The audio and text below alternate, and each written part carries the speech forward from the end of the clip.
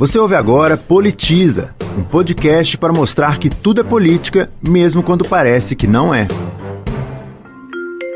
Esse monstro de Estado empresário que, na verdade, grande parte dos seus investimentos ou das suas empresas de controle direto, às vezes fogem do escopo daquilo que nós entendemos que deva ser um Estado para atender às necessidades públicas. Quando se vende um patrimônio público, a consequência é para o povo, é para a população. Aquilo que é público tem uma função completamente diferente do que é privado. O público tem a função da prestação de serviço, a função social, questões que a iniciativa privada não tem responsabilidades, né? A iniciativa privada tem responsabilidade com o seu lucro.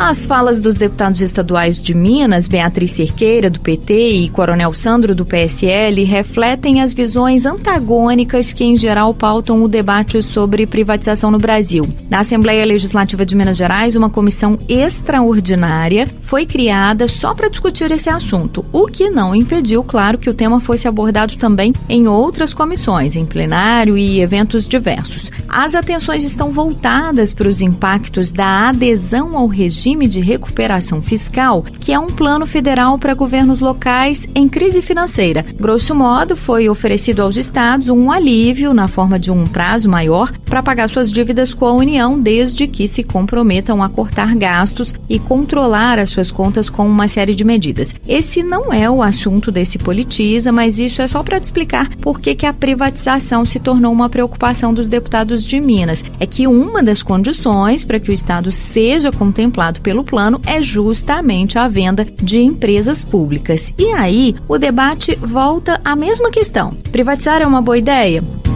Eu sou Graziele Mendes e conversei com um especialista que tem uma resposta básica para essa pergunta. Depende. Basicamente, eu estou tentando combater a ideia de que privatização é uma forma de você se livrar de maus governos. Não é, é ao contrário. É um desserviço demonizar o setor público, é um desserviço demonizar o setor privado. Daqui para frente, eu acho que o que a gente precisa fazer é um debate mais informado, menos simplista. Meu nome é Sérgio Lazzarini, sou professor titular do INSPER, da cátedra Chafi Haddad de Administração, então eu sou professor de gestão e que tenho aí me debruçado nos últimos anos, até, digamos, décadas, nessa questão de como lidar com a gestão para impacto social, para projetos públicos, projetos de interesse público, e isso acaba resvalando na pergunta de até quando os governos devem participar de diversas atividades, até quando a iniciativa privada pode entrar, que tipo de parcerias podem ser feitas e por aí vai.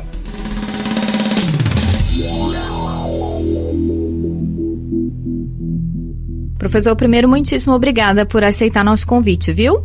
Eu que agradeço. Obrigado. Antes da gente começar a falar sobre privatização em si mesmo, professor, eu queria que o senhor desse alguns passos atrás para a gente entender como é que o Estado brasileiro chegou a esse tamanho, dono de tantas empresas com tantas funções. Eu sei que é uma história muito longa, mas se o senhor puder resumir só para a gente partir de um contexto histórico. Na verdade, é realmente uma tradição brasileira de você ter o Estado muito presente, uma junção de interesses públicos e privados, onde o Estado regula, o setor privado realiza investimentos, mas aí os melhores conectados com o governo, de repente, recebem mais benefícios, em vários momentos o próprio Estado se expande. Então, assim, isso é muito bem documentado, uma obra clássica, por exemplo, Raimundo Faoro, né, Os Donos do Poder, que discute muito isso. De um tempo para cá, a gente teve várias mudanças. Eu retratei essas mudanças no meu livro Capitalismo de Laços. Por exemplo, o período de privatização que nós tivemos durante o governo FHC, que se acentuou durante o governo FHC, começou antes, na verdade, mas foi uma iniciativa de redução do tamanho do Estado. Paradoxalmente, muito ironicamente, acabou reforçando, num certo sentido, a presença do Estado, porque você acabou privatizando certas empresas, por exemplo, com forte participação do BNDES, participação de fundos de pensão de origem pública e por aí vai. Tudo isso acabou criando novos canais de entrosamento, de entrada, né, do setor público no setor privado, e isso acabou se reforçando ao longo do tempo. Governos Lula e Dilma, por exemplo, você teve uma grande expansão dos mecanismos de Estado, o próprio BNDES. Forçadamente, tudo isso acabou trazendo problemas aí fiscais, problemas de dívida, a gente teve que até forçadamente fazer um ajuste em alguma dessas estruturas. Por exemplo, o próprio BNDES colheu bastante. Por outro lado, a agenda aí de privatização de grandes empresas que ainda está parada. Professor, hoje o debate sobre o tamanho do Estado e a participação que ele deve ter na economia ou não está politicamente polarizado e sempre partindo da ideia de privatizar ou não. E o senhor defende partir de outras perguntas, né? Outras premissas. Quais são? Então, eu até tenho feito parceria com agências de pesquisa, levantamentos com a população. De fato, quando você pergunta assim, você é a favor de privatização? Há uma polarização de fato. Assim, 1/3 diz não, sou contra, 1/3 diz sim, sou ardorosamente a favor, e você tem aí 1/3 que fica no meio falando, peraí, depende, né? O que você vai fazer com essa privatização? Então, assim, se você chega e coloca alguns condicionantes aí, você fala o seguinte, você é a favor da privatização se você tiver um Estado atuante, por exemplo, órgãos reguladores que vão garantir que os serviços tenham um padrão de qualidade adequado, que você não tenha monopólios privados subsequentes, né? Sim, você privatiza, mas de repente você tem a dominância de uma empresa privada cobrando altos preços. Então, assim, se você coloca esse condicionante para as pessoas, você fala para as pessoas que vai existir um Estado atuante para resolver esses problemas, o grau de suporte à privatização aumenta, fica superior a 50% até 60%. Isso, para mim, indica que, de fato, discussões muito simplistas, privatiza tudo ou não privatiza nada, pessoas que defendem e que falam o Estado é totalmente ineficiente, tem que sair de cena, outras pessoas que falam que o setor privado é totalmente oportunista e não pode participar em nada, essas opiniões nem, digamos, refletem a população média, né? Assim, a população está interessada em bons serviços, em boas entregas, independente se é público ou privado. Se você disser que existe um privado, mas o privado está com bons padrões contratuais, com metas adequadas, por exemplo, a população se torna mais favorável. Professor, o secretário de Desenvolvimento Econômico de Minas esteve também na Comissão Extraordinária das Privatizações aqui da Assembleia, como o senhor, e ele disse que na área de saneamento, por exemplo, a nossa empresa pública, que é a Copasa, investe menos, cobra mais caro e não entrega o melhor serviço. E as privadas, o contrário, investem mais, cobram mais barato e entregam melhor. Ouça só. Temos 21 milhões de habitantes, aí eu vou fazer o retrato de Minas. Nós temos 3,8 milhões de mineiros que não possuem acesso à água tratada e quase 6 milhões que não possuem acesso à coleta de esgoto. Dos 853 municípios, somente 4 têm a oportunidade de serem atendidos por empresas privadas. Esses municípios têm um índice de atendimento de 98% na coleta de esgoto e 95% na coleta de esgoto. Enquanto a Copasa está em 70% a 76%, os municípios que têm o privado estão com 98% e 95%. Falar o que é disso? E ele também criticou investimentos feitos pela CEMIG, que é a nossa companhia de energia elétrica, por maus negócios que a empresa teria feito. Dos 20 bilhões que a CEMIG gastou para investir em ativos fora do Estado, hoje esses 20 bilhões valem em torno de 8. Ou seja, queimou-se 13 bilhões de reais que poderiam estar sendo utilizados para fortalecer a qualidade da energia para os mineiros. Professor Sérgio Lazzarini, esses são argumentos comuns de quem defende a privatização, né? De que a iniciativa privada entrega serviços melhores e que governos investem, às vezes, em maus negócios que não deveriam. Em geral, a equação é essa? Olha, com todo respeito à fala do secretário, o governo é o controlador dessas empresas. Se ele está detectando que há algum problema de má entrega ou preços excessivos, alguma coisa, ele pode agir, né? Ou seja, e ele tem os mecanismos aí de estabelecer padrões regulatórios, tá tudo isso na mão aí dos governos. Podem existir boas estatais, bem geridas. Eu conheço estudos, por exemplo, em saneamento que mostram que em determinadas condições o desempenho das estatais e das privadas acabam sendo similares, desde que as estatais sejam bem geridas, assim como em vários outros setores. Então não vejo que esse é o caminho. O caminho é, sem entrar no debate de quem está entregando e quem não está, como é que está o desempenho destas organizações aqui? Vamos lá, como é que está a qualidade, por aí vai. O que eu posso fazer para melhorar a qualidade? O que eu posso fazer para introduzir mais competição no sistema? O que eu posso fazer para resolver problemas e por aí vai? E é perfeitamente possível você ter, na verdade, até uma combinação de empresas estatais e privadas. Que, aliás, o novo marco do saneamento caminhou nesse sentido. Então, assim, você fala, olha, vamos introduzir metas, vamos introduzir parâmetros regulatórios e vamos ver quem entrega. Para além dessa questão da entrega, tem também a questão do acesso, né, professor? Os críticos da privatização normalmente chamam a atenção para isso, de que o fato de que a meta de uma empresa é o lucro e não o bem-estar social. Ou seja, consumidores de baixa renda seriam excluídos do acesso de alguns setores. Isso não é mesmo um ponto importante? Tem jeito de contemplar os dois tipos de preocupação, com competitividade, mercado e ao mesmo tempo acesso? Importantíssimo, tá? Até eu agradeço tocar nesse ponto aí, que é um ponto muitas vezes esquecido no debate. Esse é um grande problema, esse é uma grande questão. E a gente vê, de fato, estudos, até nessa área de saneamento, os estudos têm resultados mistos, assim, na linha de, será que o operador privado vai negligenciar áreas remotas, áreas mais frágeis, vulneráveis? Então tem resultados muito mistos, há evidências que sim, há evidências que não. E quando a gente vai se debruçar nessa discussão, a gente vê que uma variável-chave é novamente, né, se os governos colocam bons parâmetros de regulação, estão monitorando essas coisas, há entregas em áreas remotas que são mais complicadas, pode ser necessário algum tipo de subsídio, subvenção. Para isso existem, por exemplo, as parcerias público-privadas, né, onde você tem algum tipo de contraprestação vinda do setor público e por aí vai. Existem agora os contratos de impacto social, que os investidores privados podem ser remunerados de acordo com metas. Então você tem muito mecanismo para lidar com isso. É perfeitamente possível você ter operadores privados com metas de universalização, desde que elas sejam bem equacionadas e monitoradas. Professor, como é que funciona a privatização de serviços que dependem de infraestruturas complexas já instaladas na cidade, como, por exemplo, energia e saneamento? Do ponto de vista físico mesmo, a empresa passaria tubulações, sistemas paralelos aos que já existem? Como é que se viabiliza isso? Nesse caso, a empresa pode ter concorrente? Então, esses setores, eles têm uma característica que, em geral, eles acabam sendo monopólios naturais, certo? Então, assim, você instala uma conexão, acaba sendo a própria empresa, tá? Sim.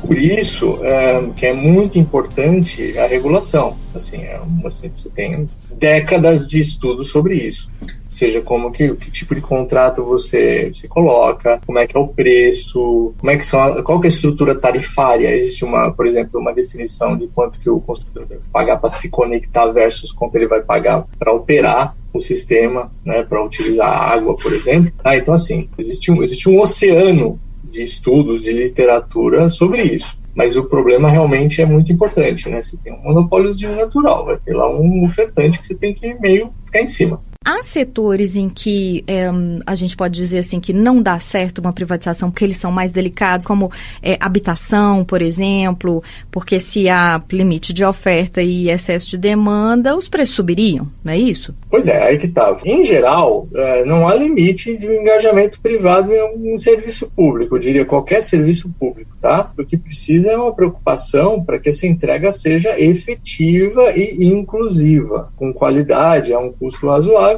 tomando em consideração as camadas mais vulneráveis. O Chile, por exemplo, ele fez um processo de apoiar o engajamento de bancos privados em habitação. Você tem um orçamento, uma dotação orçamentária pública, em que você apoia essas empresas privadas, né, tem esse mecanismo chamado de voucher, né? Uhum. Ou você contrata as empresas privadas ou você dá algum tipo de compensação direta para os consumidores, né, de residência, que são os vouchers. E, com isso, você garante que esses consumidores, esses clientes, vão ter condições de adquirir a sua moradia. O problema que você falou de preço, ele ocorre, na verdade, quando você tem um problema de oferta, tá? Uhum. Então, assim, imagina que eu dê vouchers, que eu transfira recursos para as pessoas alugarem apartamentos, pessoas sem moradia, por exemplo, numa determinada região. Você vai aumentar muito a demanda. Se não tiver um aumento de oferta concomitante, certo? De casas para alugar, por exemplo, os preços, como você falou, vão disparar. Mas esse é um problema de desenho da política. Então, o que nesse caso precisa fazer? Precisa ter uma política para aumento de oferta. E essa política para aumento de oferta, ela pode envolver várias coisas. Ela pode envolver restrições de regulação, por exemplo, para construção em determinadas áreas, que às vezes você tem regulações muito restritivas, e você pode ter também um aumento de oferta por meio de apoio público, por exemplo, parcerias público-privadas, como são recorrentemente feitas. Projetos bancados pelo setor público de criação de moradias, né, de construções e por aí vai. Mas é possível sim. O senhor citou aí o caso dos vouchers, que tem sido muito pensado, inclusive aqui no governo de Minas, para a educação, que tem sido muito alvo dessas ideias, né? E o senhor citou aí também o Chile, me parece que não deu muito certo no Chile, não é isso? O voucher em educação realmente no Chile teve problema. A ideia é brilhante, né? A ideia, a princípio parece muito boa. Fala assim, olha, eu não preciso ter um governo ofertando escolas públicas. Por que eu não dou um chequinho ou alguma coisa assim para uma família e ela matricula seu filho ou sua filha numa escola privada e toca o barco? Pois é. Aconteceu no Chile que isso foi implementado durante a ditadura do Pinochet. O que aconteceu foi que algumas escolas começaram a selecionar alunos. Sim. E que até cobrar um pouco mais mensalidade. E acabaram sobrando escolas de menor qualidade para as populações de mais baixa renda. É um problema do lado da oferta. Você não tinha vagas suficientes de qualidade para alunos de menor renda. O que aconteceu é que as escolas de maior qualidade começaram a discriminar, focar em alunos de média renda. Posteriormente, os vouchers no Chile foram mudando, eles foram ficando muito regulados, eles até saíram um pouco daquela ideia, né, de ser um mercado livre, onde as pessoas livremente escolhem as suas escolas, as famílias escolhem as escolas para os seus filhos, e se tornou alguma coisa mais regulada, onde você fala, olha, tem que ter determinado limite de renda e tudo mais, e, na verdade, até uma iniciativa que tem mais evidência de sucesso do que o próprio voucher, são chamadas charter schools, as escolas contratadas. O governo contrata operadores privados para gerir escolas, né, com subvenções públicas, e essas escolas são ofertadas para comunidades de baixa renda. Isso está sendo discutido pelo governo de Minas aqui com grande controvérsia já, né? Também. Pois é, eu imagino, por exemplo, essa iniciativa ela recebe muita oposição dos sindicatos de professores. Eu entendo as críticas, aí nós vamos para o outro lado, né? Tem as pessoas que defendem indiscriminadamente a participação privada, tem outras que condenam indiscriminadamente. Eu acho que as duas posições são erradas. Agora, para isso funcionar, você precisa de um governo bem atuante. E mais ainda, por que não deixar essas opções coexistirem? Vamos fazer um teste, então, com essa charter. Vamos ver o que acontece. Aqui no Brasil nós não fizemos nenhum, até onde eu conheça. E a gente não experimentou, vários países experimentaram. Existe uma autora... E deu certo? Nos outros países? Sim. Então, nos outros países, a experiência, ou seja, os estudos acadêmicos, análises, mostram que em geral funciona, tá? Em alguns casos teve problema, não bateu a meta e por tudo mais, teve algum problema de exclusão, certo? Algumas charters, por exemplo, não incluindo alunos mais vulneráveis, digamos, com determinados tipos de problemas cognitivos, né, de acompanhamento das aulas, alguma coisa assim. Mas, no geral, de novo, quando você tem acompanhamento, metas, supervisão pública, a coisa vai para frente. Então, você tem várias experiências nessa linha. O que eu acho que é importante aqui? Eu estava comentando sobre a Diane Ravitch, né, que é uma ativista norte-americana na área de educação contra a participação privada em educação. Mas se você lê os livros dela, ela fala, olha, eu não sou contra a participação privada, diz ela, mas eu sou a favor se esse pessoal entregar e eles atuarem onde mais precisa. Porque, por exemplo, uma crítica é que você coloca a charter e a charter começa a selecionar alunos melhores, mais fáceis de trabalhar, menos vulneráveis, e sobra a situação mais complicada para as escolas públicas. Isso não pode acontecer. Então, a Diane Ravitch fala, olha, desde que a charter opere, trabalhe cooperativamente, pode haver uma transferência de conhecimento do público para o privado, por que não? E setores estratégicos como, por exemplo, a Petrobras ou o sistema financeiro? Privatizar um banco público, como é que ficariam empréstimos para a população de baixíssima renda? E no caso da Petrobras, um setor estratégico como de combustíveis. Eu não gosto de falar em setor estratégico e eu nem sei o que é um setor estratégico. Eu não sei nem definir isso. Sim, vamos colocar a Petrobras. É estratégico o petróleo? Não sei. Nós estamos num momento agora que nós temos que migrar para energias mais limpas, certo? Eu diria que o estratégico é o setor de energia limpa, vamos dizer. Por exemplo, a área de refino, até a área de exploração, pode ser feita perfeitamente por empresas privadas. Ou os opositores dizem, peraí, mas elas vão lucrar com as nossas reservas de petróleo. Não é verdade, você tem um leilão para explorar as reservas, você tem que pagar por direito de explorar as reservas. Se o leilão é competitivo o suficiente, o governo vai receber rendas pagas por esse pessoal para operar as áreas de petróleo, tá? O que precisa ter é até competição para essas áreas e, obviamente, uma regulação. Então, não é verdade que a gente envolve ator privado, a gente está deixando de lucrar. Pelo contrário, a gente pode, inclusive, nesse leilão arrecadar recurso e investir em outras áreas. O que a Petrobras pode ter de interessante, possa ser alguma coisa que vale a pena manter, é a parte de pesquisa, em prospecção, né, mais profunda, outros tipos de tecnologias, combustíveis e tudo mais. Existem pesquisas, inclusive minhas, mostrando que, em certos casos, ter o governo como acionista em empresas fazendo a pesquisa de longo prazo, muito arriscada, pode ajudar, porque é um capital um pouco mais paciente para a entrega de resultado de curto prazo, certo? E os bancos públicos? Mesmo assim, é discutível. O banco público, a gente tem, até fiz um estudo sobre a Caixa. Eu, o Marcos Lisboa e o Clênio Barbosa, do INSPER, a gente fez um estudo onde a gente se debruçou sobre as várias atividades da Caixa. Então, de fato, o empréstimo por baixa renda é mais complicado. Então, assim, você precisa garantir que o empréstimo vá para quem mais precisa, o setor privado pode não se interessar. O que você pode fazer é ter algum tipo de subsídio público para que você empreste para pessoas de menor renda. Inclusive, você pode fazer algum tipo de leilão entre bancos privados. Então, quem paga mais para ter esse subsídio para entregar camadas de mais baixa renda. Agora, o que tem que acontecer é monitoramento. Não pode esse pessoal pegar esse subsídio e emprestar para as camadas mais vulneráveis. Então, por isso, precisa ter um monitoramento do Banco Central, seja lá o que for. E é aí que reside o perigo, né? Aí você tem que ver se existe capacidade de Estado para fazer adequadamente esse monitoramento. Dito isso, às vezes, você ter esse mecanismo de engajar a empresa privada, monitorar, ele é custoso. De repente, ele pode ser até inviável. No Chile, para camadas muito, muito, muito vulneráveis, de mais baixa renda, eles mantiveram o banco público, o Banco Estado, focando nessa camada. Então, como eu disse, você pode ter também esse arranjo que eu tenho chamado de plural, certo? Você tem uma coexistência de público e privado, competindo com incentivos aí pró-eficiência, pró-qualidade, por aí vai. Professor, todos os seus argumentos a favor de determinados arranjos e participação de empresas na economia vão no sentido de um monitoramento, de um controle, de uma fiscalização do governo, que aí a gente chega na sua ideia de que a privatização precisa de bons governos, não é isso?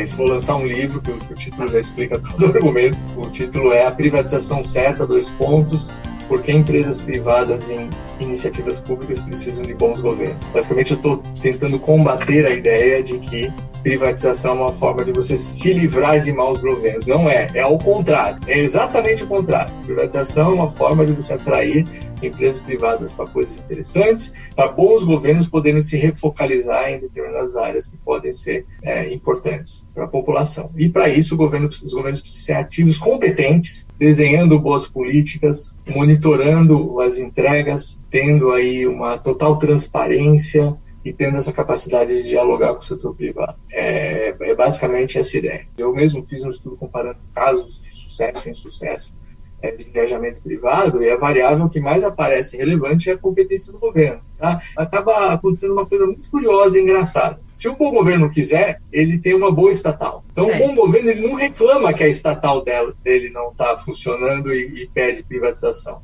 Um bom governo, ele se pergunta por que a estatal não está funcionando e tende a agir.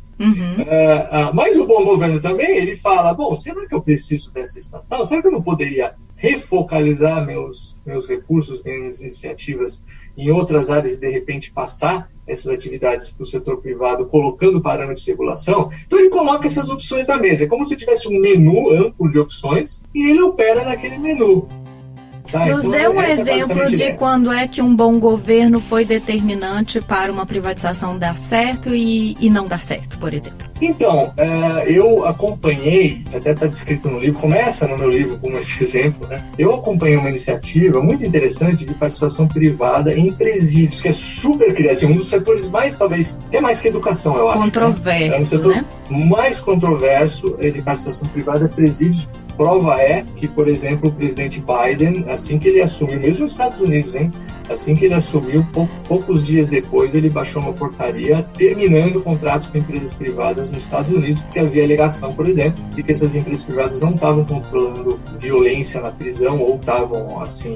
Lá foi alvo de várias denúncias, né? Inclusive corrupção de judiciário, não é isso? Para aumentar a população carcerária. Exatamente, juízes recebendo propina de empresas privadas para mandar prisioneiros para a prisão, assim, coisa horrorosa, realmente. Os Estados Unidos até cortou. Aqui no Brasil, muito curiosamente, a gente teve uma experiência muito positiva que foi no Paraná. Ela começa na década de 90 e final da década de 90 e nós acompanhamos, eu e meus colegas do Espírito Santo Cabral e do Furquim de Azevedo, nós acompanhamos aí essa iniciativa de prisões, inclusive prisões que estavam na iniciativa privada, depois elas foram reestatizadas, porque um novo governador, né, entrou e, na verdade, reverteu a iniciativa de privatização de participação privada do governo anterior. Então, nós examinamos e funcionou muito bem. Tá? Essas prisões com participação privada, elas tinham uma boa operação, um baixo nível de violência, bom atendimento médico jurídico para os presos. Se você ver a causa disso, a gente se debruçou bastante, é que, novamente, perdão se eu estou sendo repetitivo, mas acho que essa é a grande ideia, o governo estava muito atuante. Havia uma área pública muito técnica que pensava os padrões, né, assim, do como tem que ser feito esse contrato com os caras privados. Havia um monitoramento dentro da prisão.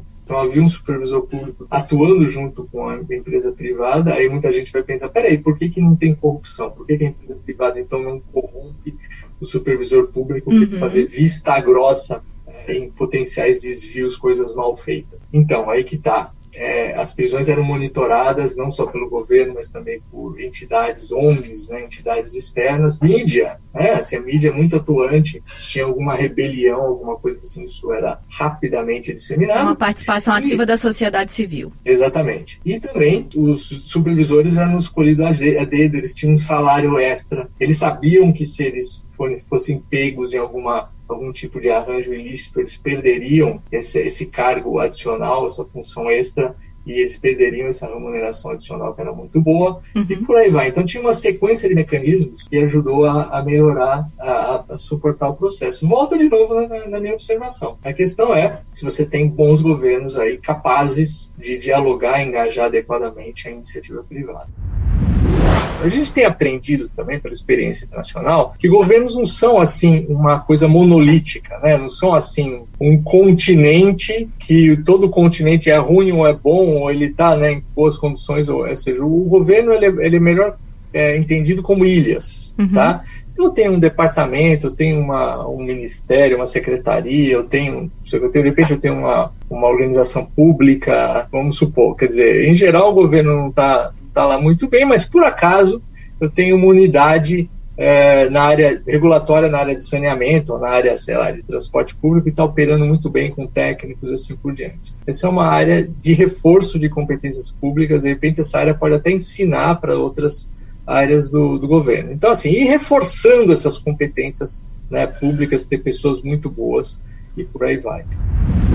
E, não menos importante, ir acompanhando e coletando dados, abrir para pessoas externas, fazer análises, porque até você abrindo os dados, as pessoas fazem as análises para você. Os governos, os legisladores nem precisam se preocupar muito. Sempre vai ter aí um aluno de mestrado ou doutorado, ou um professor, ou alguém, aí é uma consultoria, que vai fazer algum tipo de análise, tá? E muito interessante. E o legislativo, aproveitando aqui, tem um papel fundamental nisso. Como? Para permitir, né, para ter essa discussão sobre esses parâmetros regulatórios, permitir com que você tenha condições de atrair pessoas muito capacitadas para o setor público, por aí vai, dar mais autonomia para essas pessoas, para que elas não recebam interferência direta do governo em exercício, para que não venha um novo governo, troca tudo e abandona a unidade. Por exemplo, o exemplo que eu dei da unidade de parceria público-privada, eu acho perfeitamente salutar que o legislativo, por exemplo, tem um marco que diga que o Estado precisa ter uma unidade para lidar com colaborações público-privadas mais permanente, como uma agência regulatória mesmo, com pessoas com mandatos não coincidentes com o ciclo político, por aí vai. Daqui para frente, eu acho que o que a gente precisa fazer é um debate mais informado, menos simplista. Tá? Eu acho que é um desserviço demonizar o setor público, é um desserviço demonizar o setor privado, é um grande desserviço não deixar que a gente faça experimentos, não que você tenha participação privada para todas as áreas, vamos fazer uma avaliação, vamos fazer um estudo, vamos fazer um acompanhamento aqui e vamos ver o que dá. Então, eu acho que a gente tem que ter um debate mais informado, mais plural. O setor político tem que se envolver, então eu parabenizo aí essa iniciativa aí de vocês. E eu tenho que entrar com esta mentalidade no debate. Olha, público, qual a vantagem e desvantagem? Privado, qual a vantagem e desvantagem? Dá para fazer uma colaboração público-privada entre eles, vantagem e desvantagem. Ou seja, eu tenho que entrar com essa cabeça muito aberta. Se eu já entrar, privatiza tudo ou privatiza nada, já está errado por definição. Você ouviu Sérgio Lazzarini, professor do INSPER, Instituto de Ensino e Pesquisa de São Paulo, em mais uma edição do Politiza. Eu, Graziele Mendes, fiz o roteiro e entrevista, edição e sonorização de Breno Rodrigues, identidade visual de Clarice Maia. Todos os episódios do nosso podcast estão na página da Rádio Assembleia, lmg.gov.br/rádio e plataformas digitais.